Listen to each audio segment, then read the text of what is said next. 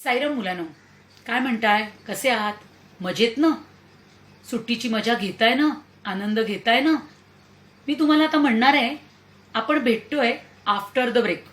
टीव्हीवर कसं सांगतात आफ्टर द ब्रेक, तसं तुमची जी आत्ता काही दिवस सुट्टी चालू होती की नाही, त्या सुट्टीनंतर आपण आता अभ्यासाकडे वळणार आहोत. आणि म्हणूनच मी तुम्हाला म्हणते आफ्टर द ब्रेक. मी ममता मांदुसकर तुम्हाला 5वी इयत्तेला मराठी हा विषय शिकवणार आहे. मुलांना मला तुम्ही सांगाल की तुम्हाला उन्हाळा, हिवाळा, पावसाळा या 3 ऋतूंमधला कुठला ऋतू आवडतो? विचार करताय ना? करा करा. कुठला? पण मी सांगेन ना, मला पावसाळाच आवडतो. तुमचा झाला विचार पक्का? कुठला ऋतू आवडतो? बरोबर, मला माहिती आहे तुम्हाला पावसाळाच आवडतो. बर, पावसाळा ऋतू आवडतो मला आणि तुम्हाला. पण तुम्हाला तो आवडण्यामागची कारणं मला सांगाल? जरा विचार करा बघू. केलात विचार? पावसाळा आवडतो कारण पहिली गोष्ट, भरपूर पाऊस पडला की आपण त्याच्यात भरपूर भिजतो. कितीही आई ओरडली तरी आपल्याला भिजायला आवडतो. दुसरी गोष्ट मी तुमच्या मनातली सांगू की पाऊस बाहेर पडतोय, धो पडतोय, आणि अशा वेळेला आपण आईला सांगतोय की गरम गरम कांदा भजी हवी आहेत, आणि मग गरम गरम चहा बरोबर आपण गरम गरम कांदा भजीचा सुद्धा आस्वाद घेतोय. आणि एक अजून तुमच्या मनातलं कारण सांगते, मी ओळखते बघा. हां, ते कारण असं आहे की तुम्ही जेव्हा भरपूर पाऊस पडतो तेव्हा तुम्ही शाळेला दांडी सुद्धा मारू शकता. बरोबर की नाही? ओळखली ना तुमच्या मनातली कारणं मी, की पावसाळा तुम्हाला का आवडतो? ओके मुलांनो, हा पावसाळा का आवडतो तुम्हाला हे आपल्याला कळलं. पण जर हा पावसाळा सुरू होतो, पावसाळा सुरू झाल्यावर जर तुम्ही निसर्गाकडे थोडं बारीक नजरेने निरीक्षण केलं तर तुमच्या असं लक्षात येईल की निसर्ग जो आहे तो हिरवागार आपल्याला दिसतो. हिरव्या रंगाने तो नटलेला असतो. आणि याच ऋतूमध्ये वेगवेगळे पशु पक्षी आपल्याला दिसत असतात. या ऋतूमध्ये जे पशुपक्षी आपल्याला म्हणजे पावसाळ्याच्या ऋतूत जे दिसतात ते पशुपक्षी आपल्याला काही दुसरीकडे दुसऱ्या कुठल्या ऋतूंमध्ये ते दिसत नाहीत. असे काही पशुपक्षी आहेत. बरोबर आहे? मग तुम्ही जरा विचार कराल का? सांगाल का मला की असा कुठला प्राणी आहे की तो आपल्याला पावसाळ्यात दिसतो? असा कुठला प्राणी आहे की तो आवाज करतो? बरोबर आहे? विचार केलात? कुठला असा प्राणी आहे? बरोबर, तो प्राणी आहे बेडूकराव. अजून एक मी तुम्हाला सांगेन, टुनटुन उड्या मारणारा कोण? हाच आपला बेडूकराव ना. तर हा जो बेडूक आहे तो टुनटुन उड्या मारणारा आपल्याला दिसतो फक्त जास्त करून पावसाळ्यात. तुम्ही सुद्धा बेडकासारख्या उड्या मारता की नाही? घरामध्ये मारता, शाळेमध्ये जेव्हा शर्यत असते, रेस लावली जाते तेव्हा तुम्ही उड्या मारता. म्हणजे आपल्याला बेडूक कसा आहे हे आपल्याला माहितीच आहे. आता हा जो बेडूक आहे तो आपल्याला रस्त्यावर, चिखलात, नदीकाठी, झाडीमध्ये पावसाळ्याच्या काळामध्ये आपल्याला जिथे जाल तिथे तो दिसत असतो. बेडकाचा आवाज तुम्ही ऐकलाय का? लगेच म्हणाल ना हो म्हणून. मग हा जो बेडूक आहे तो कसा आवाज करतो सांगा बघू मला तुम्ही. बरोबर, डराव डराव. बेडकाचा आवाज कसा असतो? डराव डराव. आता मी असं म्हणीन की बेडकाचा आवाज तुम्ही मला लगेच सांगितलं की डराव डराव, कारण लहानपणापासून आपण बेडकावरची गाणी गोष्टी ऐकलेल्या आहेत. लहानपणी आपण बरेच आवाज आपल्याला आई वडिलांनी, आपल्या शिक्षकांनी आपल्याला शिकवलेले आहेत आणि त्यावरून आपण ओळखतो. म्हणजे काय तर प्रत्येक प्राण्याला किंवा पक्षाला त्याच्या आवाजाची ओळख आहे. आणि म्हणूनच मग मी असं म्हणीन की सिंहाची गर्जना, वाघाची डरकाळी, कोल्ह्याची कोल्हेकुई, बरोबर की नाही? त्याचबरोबर काय बरं, चिवचिव चिमणीची, कावकाव कावळ्याची, असे अनेक आवाज आहेत. त्या आवाजावरून आपण त्या पक्ष्यांना, पशूंना आपण ओळखतो.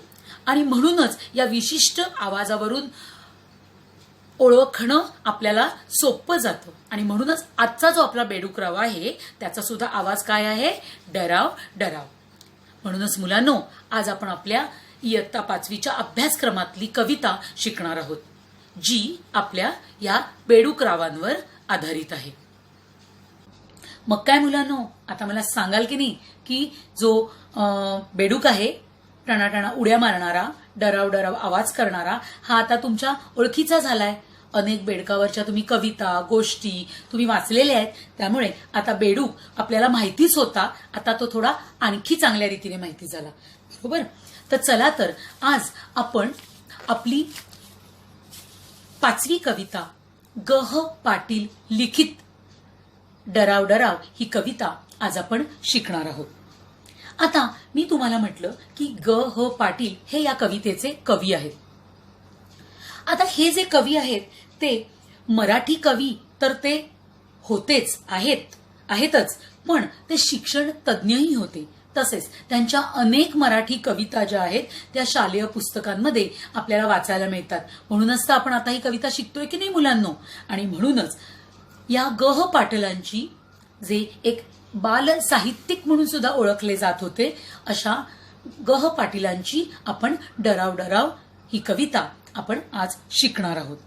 चला तर मग अभ्यासातली ही कविता आपण छानशी गोडशी छोटीशी जी कविता आहे ती आपण शिकूया. ही कविता शिकताना मी तालासुरात गाणार आहे हा. आणि मला असं म्हणायचंय की मी तालासुरात गाईन तर तुम्ही सुद्धा तालासुरात ती कविता माझ्याबरोबर गाण्याचा प्रयत्न करा. तुम्हालाही ती कविता खूप आवडेल. डराव डराव डराव डराव का ओरडता उगाच राव. डराव डराव डराव डराव का ओरडता उगाच राव. पत्ता तुमचा नव्हता काल, पत्ता तुमचा नव्हता काल. कोठुनी आला सांगा नाव, कोठुनी आला सांगा नाव. धो धो पाऊस पडला फार, धो धो पाऊस पडला फार. तुडुंब भरला पहा तलाव. सुरू जाहली अमुची नाव, सुरू जाहली अमुची नाव. आणिक तुमची डराव डराव, आणिक तुमची डराव डराव. मुलांनो, आपण आत्ता सुरुवातीला ही 2 कडवी आपण या कवितेची बघितली. काय गाताना मजा आली की नाही? आनंदाने तुम्ही सुद्धा गायला असाल अशी मी आशा करते. इतकी गोड आणि छान कविता आपल्या कवीनी आपल्यासाठी लिहिली आहे. चला तर मग या कवितेत कवीला काय म्हणायचंय असं आपण बघूया.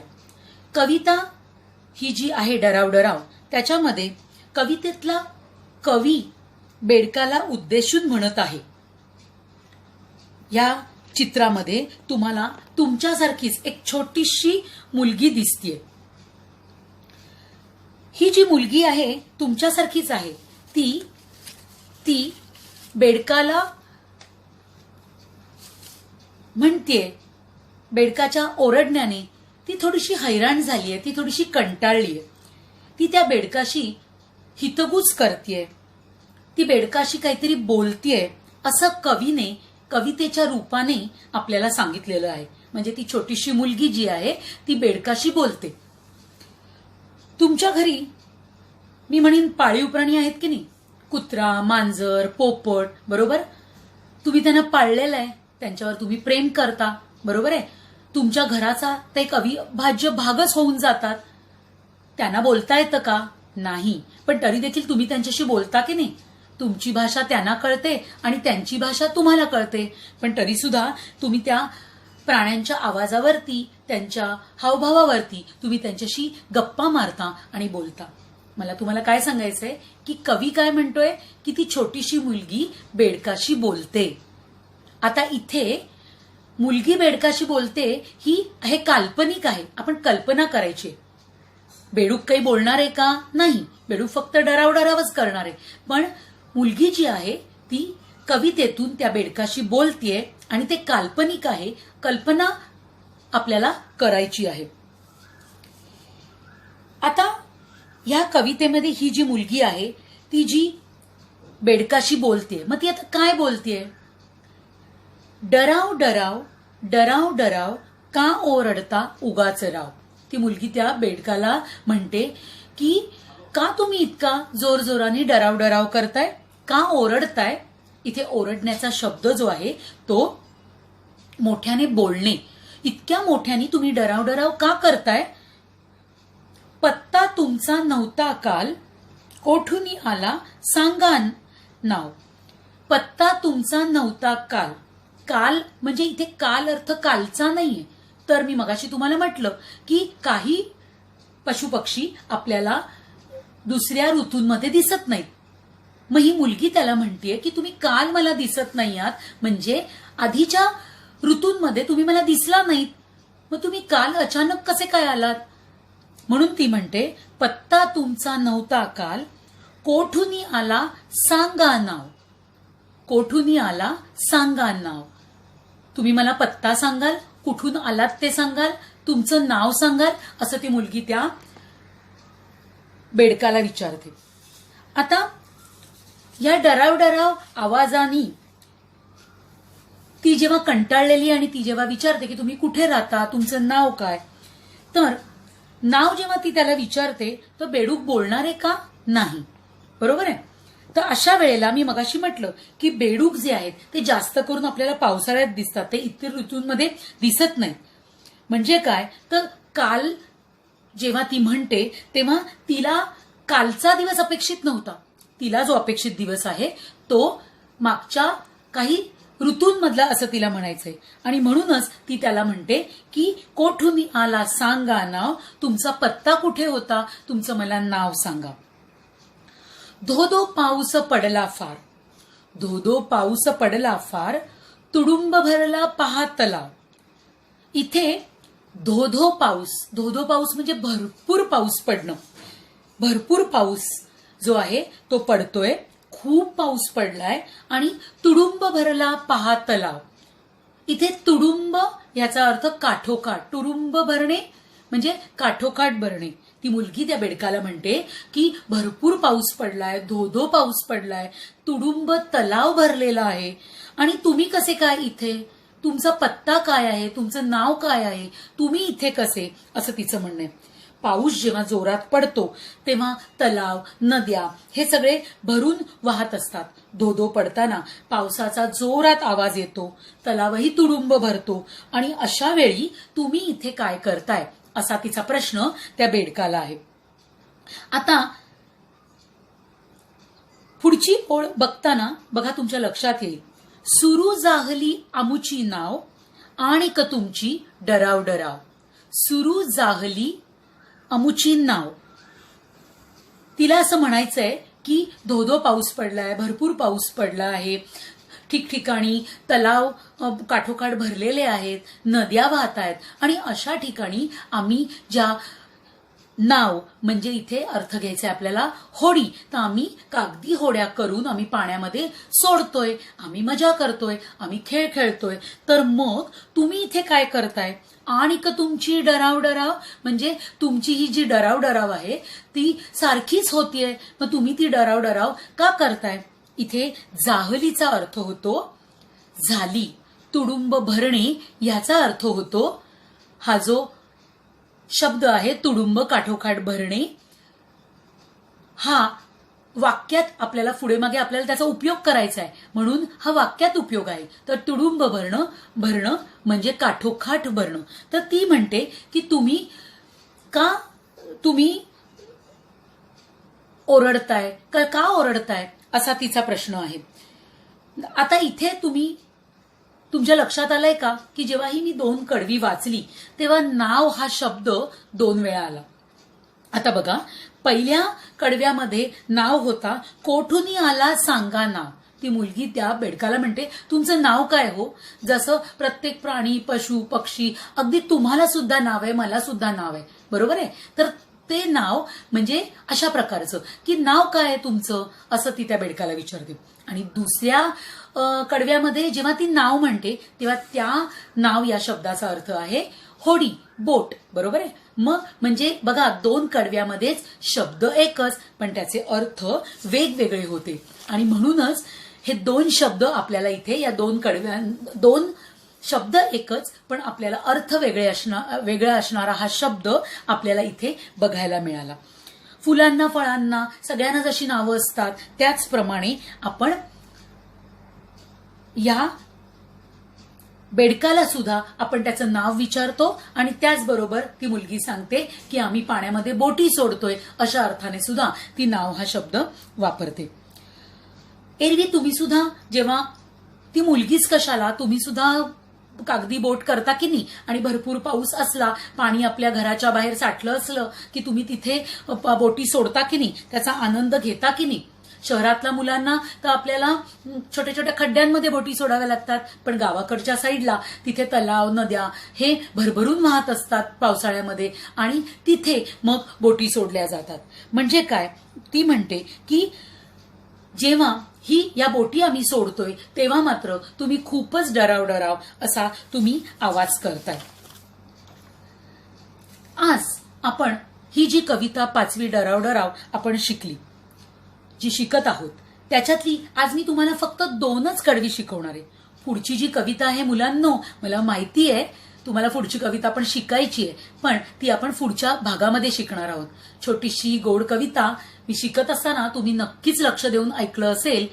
मध्ये मध्ये मी सांगितलेले सगळे शब्दार्थ जे आहेत, अर्थ जे आहेत, कविता जी मी तुम्हाला शिकवली आहे ती तुम्ही नीट लक्षपूर्वक ऐकली असेल अशी मी आशा करते. आता मी परत तुम्हाला म्हणेन की ही 2 कडवी जेव्हा आपण बघितली तेव्हा कवी काय म्हणतो, ती मुलगी त्या बेडकाला उद्देशून काय म्हणते की तुम्ही कोण आहात, डराव आवाज तुम्ही का करत आहात, कालपर्यंत तुम्ही दिसत नव्हतात, तुमचा पत्ता काय आहे, पत्ता कुठे होता, आणि त्याचबरोबर तुमचं नाव काय आहे, असं ती मुलगी विचारते. आणि दुसऱ्या कडव्यामध्ये ती मुलगी त्याला म्हणते की अहो इतका धोधो पाऊस पडतोय, काठोकाठ पाणी भरलेलं आहे, तलाव सुद्धा तुडुंब भरलेलं आहे, तर मग आम्ही खेळतोय, मजा करतोय, कागदी ज्या होड्या आहेत त्या आम्ही पाण्यामध्ये सोडतोय, त्यात तुम्ही तुमची डराव हा तुमचा आवाज आम्हाला का बरं ऐकू येतोय, असा ती प्रश्न ती त्या बेडकाला करते. मला नक्कीच माहितीये की 2 कडवी तुम्हाला खूपच आवडलेली आहेत आणि तुम्हाला कळली देखील आहेत. त्यामुळे आता आपण पुन्हा एकदा आपण शब्दार्थ बघणार आहोत. तुडुंब भरणे, काठोकाठ भरणे. मी जेव्हा आता शब्दार्थ, प्रश्न पुढे मी सगळे जे देणार आहे ते तुम्ही तुमच्या वहीमध्ये लिहायचेत. त्याची आपल्याला रिव्हिजन करायची आहे, उजळणी करायची आहे, त्याचा अभ्यास आपल्याला करायचा आहे. तुडुंब भरणे, काठोकाठ भरणे. जाहली, झाली, जाहली, झाली. आणिक, आणि लिहिताय ना व्यवस्थित, तुम्हाला नीट लिहायचंय, आपल्याला चुका करायच्या नाहीयेत. आता बघा, आणि हा शब्द आपण किती वेळा वापरतो, पण आज मी तुम्हाला त्याचा एक समानार्थी शब्द अजून एक दिला. आता पुढच्या वेळेला या शब्दांचा आपण वापर आपल्या रोजच्या जीवनामध्ये करायचा आहे. पुढचा शब्द आहे मुलांनो नाव, होडी. लिहिलत का? नाव, होडी. आणि आपल्या कवितेचं शीर्षक डराव म्हणजे बेडकाचा आवाज. डराव म्हणजे आपल्या बेडकाचा आवाज. स्वच्छ चांगल्या अक्षरामध्ये नीट लिहायचंय, चुका न करता. बरोबर ना? लिहिताय ना सगळे? आता आपण समानार्थी शब्द बघणार आहोत. कवितेमध्ये 2 कडव्यांमध्ये जे शब्द आले त्याला अजून शब्द काय आहे आपण बघूया. पहिला शब्द आहे बेडूक. बेडकाला समानार्थी शब्द माहितीये का कुणाला? मेंढूक. बेडूक, मंडूक. पाऊस, वर्षा. पाऊस, वर्षा. गाव, ग्राम, खेडे. बघा, गाव या शब्दाला मी 2 तुम्हाला अजून शब्द दिले, समानार्थी शब्द. गाव, खेडे, ग्राम. झालं लिहून? छान अक्षरात लिहायचंय, उजळणी आपल्याला करायची आहे, नंतर लक्षात ठेवायचंय.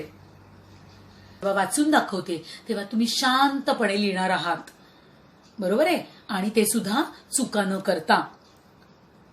तर आपण प्रश्न बघूया. रिकाम्या जागा भरा.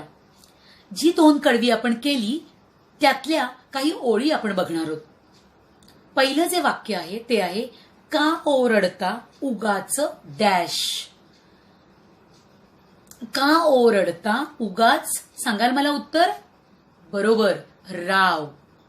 का ओरडता उगाच राव. धो धो डॅश पडला फार.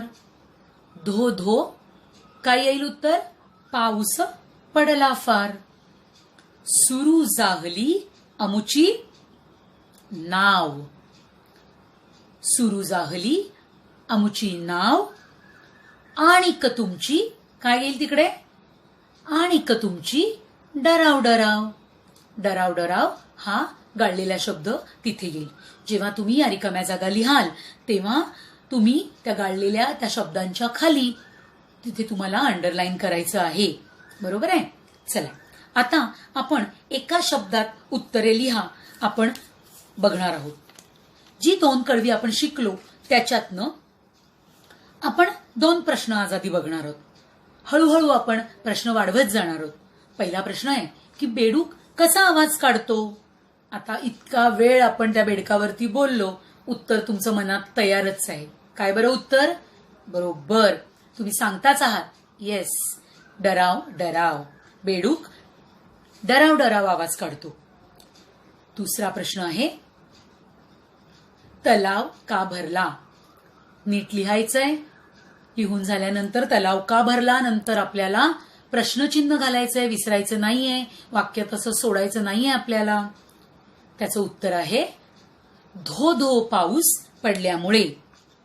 धो धो पाऊस पडल्यामुळे. लिहिलंत सगळ्यांनी? रिकाम्या जागा भरा, एका शब्दात उत्तरे द्या, वाक्यात उपयोग, या सगळ्याची प्रॅक्टिस आपल्याला उजळणी आपल्याला करायचीच आहे. बरोबर आहे? आपोआपच म्हणजे वेगळा अभ्यास करायची तुम्हाला गरजच लागणार नाही. हे तुम्ही 3 वेळा जरी प्रत्येक प्रश्न लिहिलात तर कविता तर आपल्याला आवडलेलीच आहे. त्यामुळे आपोआपच कविताही पाठ होईल आणि आपले प्रश्न आणि उत्तरही पाठ होतील. ही जी छोटीशी कविता जी आहे ती शिकताना मी तुम्हाला त्याचे कठीण अर्थ सांगितले. 2 कडवी जी होती त्याची मी उजळणी घेतली, ती तुम्हाला मी एक्सप्लेन केली. मला असं वाटतं, मी आशा करते की जी कविता मी तुम्हाला शिकवली ती तुम्हाला छानपैकी कळली असेल. त्याचबरोबर ती कविता तुम्हाला खूप आवडली सुद्धा आहे हे मला तुमच्याकडे बघूनच कळते. त्यामुळे पुढच्या पिरियडला आपण जी उरलेली 2 कडवी आहेत त्यांचा आपण अभ्यास करणार आहोत. चाललात कुठे? जाण्यापूर्वी पुन्हा एकदा आपण कविता म्हणूया तालासुरामध्ये. माझ्याबरोबर तुम्ही सुद्धा म्हटली पाहिजे कारण आता आपली कविता पाठ झालेली आहे. चला तर आपण म्हणूया. डराव डराव डराव डराव का ओरडता उगाच राव. पत्ता तुमचा नव्हता काल कोठुनी आला सांगा नाव. धो धो पाऊस पडला फार. धो धो पाऊस पडला फार. तुडुंब भरला पहा तलाव. सुरू जाहली अमुची नाव. सुरू जाहली अमुची नाव. आणिक तुमची डराव डराव. आणिक तुमची डराव डराव. थँक्यू.